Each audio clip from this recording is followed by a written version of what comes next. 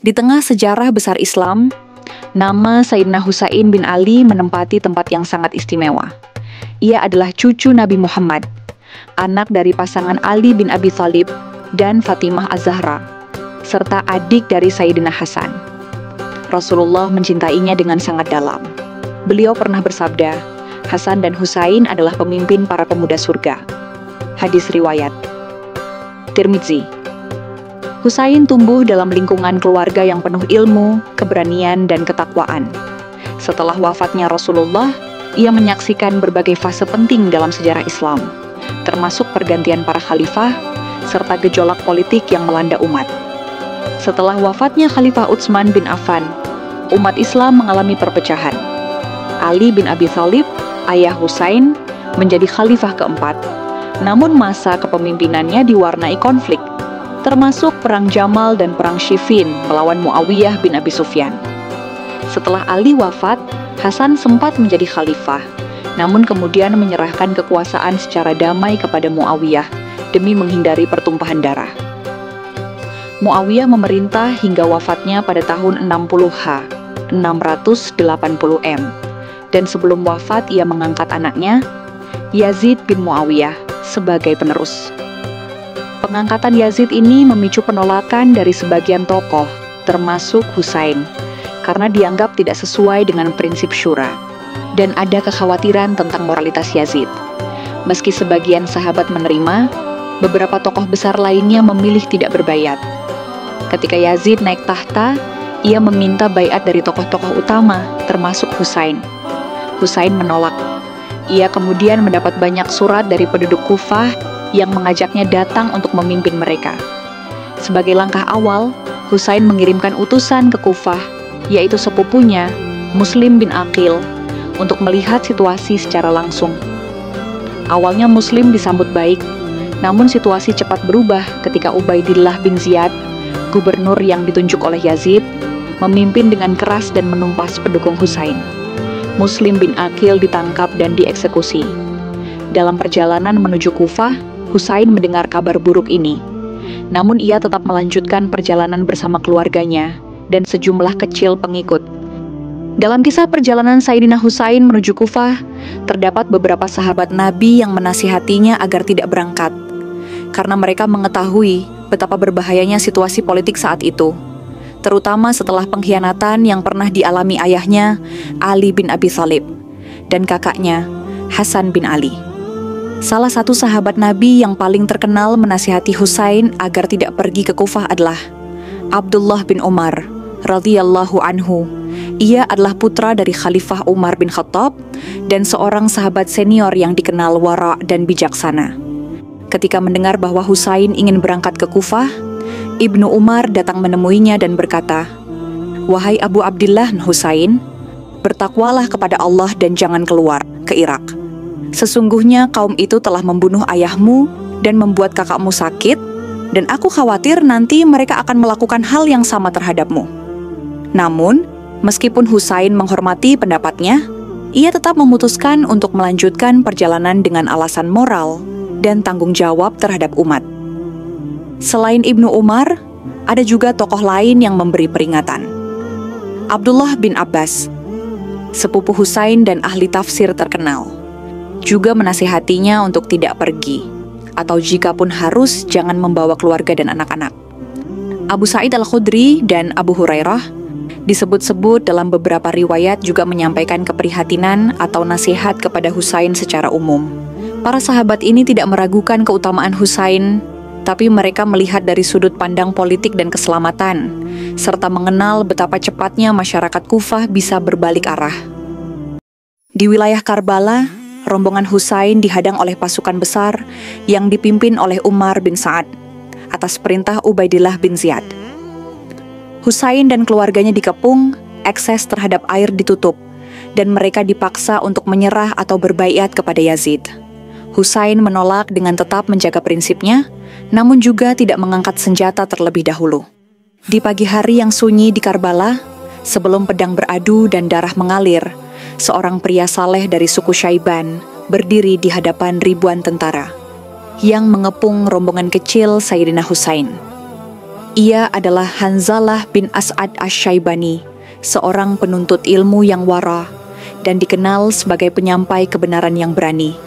Dengan suara lantang dan hati yang penuh keyakinan, Hanzalah melangkah ke tengah medan, bukan untuk menyerang, tapi untuk menyampaikan ayat-ayat Al-Quran kepada pasukan Kufah yang hendak memerangi cucu Nabi mereka sendiri. Ia ingin menyadarkan mereka sebelum semuanya terlambat. Di antara ayat yang ia bacakan dan serukan adalah, "Wahai kaumku, janganlah kalian terburu-buru terhadap Husain. Bukankah ia cucu Rasulullah? Bukankah ia anak dari putri Nabi yang suci, Fatimah? Tidakkah kalian ingat firman Allah? Katakanlah Muhammad, aku tidak meminta upah darimu kecuali kasih sayang kepada keluarga Ahlul Baitku." Quran Surat Asy-Syura ayat 23. Ia juga mengingatkan mereka bahwa berdiri di hadapan cucu Rasulullah dengan niat membunuhnya adalah pengkhianatan terhadap Islam dan ajaran Nabi Muhammad.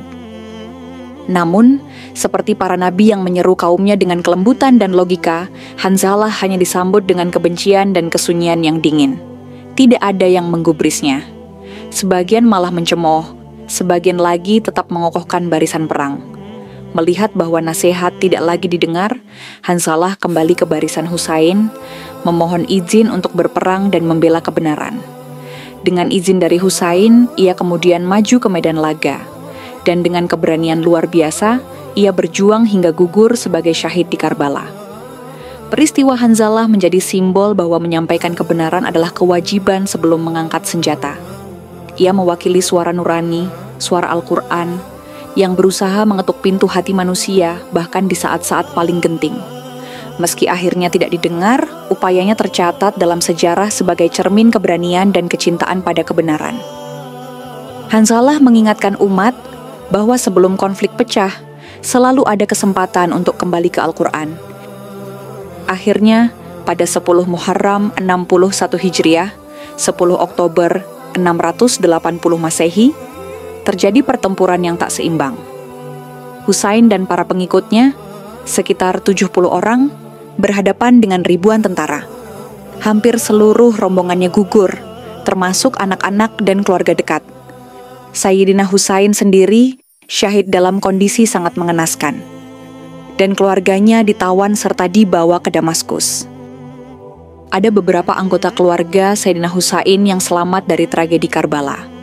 Mereka tidak ikut gugur karena beberapa faktor, seperti masih anak-anak, wanita, atau jatuh sakit saat pertempuran berlangsung.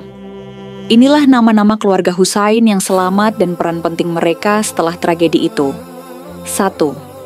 Ali bin Husain Zainul Abidin, rahimahullah, putra Sayyidina Husain, satu-satunya laki-laki dewasa dari keluarga Husain yang selamat. Ketika peristiwa Karbala terjadi, ia sedang sakit keras, sehingga tidak bisa ikut berperang.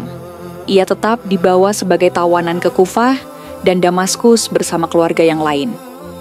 Dikenal sebagai Imam Zainul Abidin, sangat dihormati karena ilmunya, kesabarannya, dan doanya.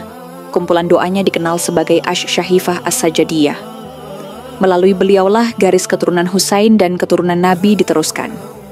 Second, Sayyidah Zainab binti Ali, rahimahullah, kakak perempuan Sayyidina Husain, putri Ali bin Abi Thalib dan Fatimah Az-Zahra. Perempuan tangguh yang memimpin dan melindungi para wanita dan anak-anak setelah tragedi Karbala. Saat ditawan dan dibawa ke istana Yazid, ia berani berbicara lantang membela kebenaran, menyampaikan khutbah yang mengguncang kekuasaan tirani. Ucapannya penuh keberanian, menjadikan dia simbol keteguhan wanita muslimah dalam menghadapi kezaliman. Third, Sayyidah Ummu Kultsum binti Ali. Saudari Sayyidah Zainab juga ikut dalam rombongan Karbala. Ia turut menyuarakan kesedihan dan perlawanan saat ditawan. Namanya sering disebut sebagai saksi sejarah yang menyampaikan kebenaran kejadian Karbala kepada umat. Keempat, anak-anak kecil keluarga Husain. Beberapa anak kecil selamat karena tidak dibunuh, diantaranya Fatimah binti Husain. Sakinah binti Husain juga dikenal sebagai Ruqayyah dalam sebagian riwayat. Beberapa lainnya tidak banyak disebut dalam riwayat karena usia mereka sangat kecil. Setelah wafatnya Sayyidina Husain dalam tragedi Karbala, banyak sahabat Nabi yang merasakan duka yang sangat mendalam. Meskipun sebagian dari mereka sebelumnya telah memperingatkan Husain agar tidak pergi ke Kufah karena situasi politik yang berbahaya. Berikut adalah reaksi dari beberapa sahabat besar. Setelah mendengar kabar syahidnya Husain, Ibnu Umar menangis dan sangat menyesal, terutama karena umat Islam telah terpecah sampai menumpahkan darah cucu Nabi. Dalam beberapa riwayat disebutkan bahwa ia menyalahkan masyarakat yang membiarkan situasi itu terjadi, dan ia sangat kecewa dengan tindakan pasukan yang membunuh Husain. Ketika mendengar Husain terbunuh, Ibnu Abbas menangis keras dan berkata, "Celakalah umat ini, mereka telah membunuh cucu nabinya sendiri." Ia pun dikabarkan mengutuk perbuatan Ubaidillah bin Ziyad dan pasukannya, serta mendoakan kehancuran atas mereka. Beberapa sahabat lain seperti Jabir bin Abdullah al-Ansyari, seorang sahabat senior, sangat terpukul.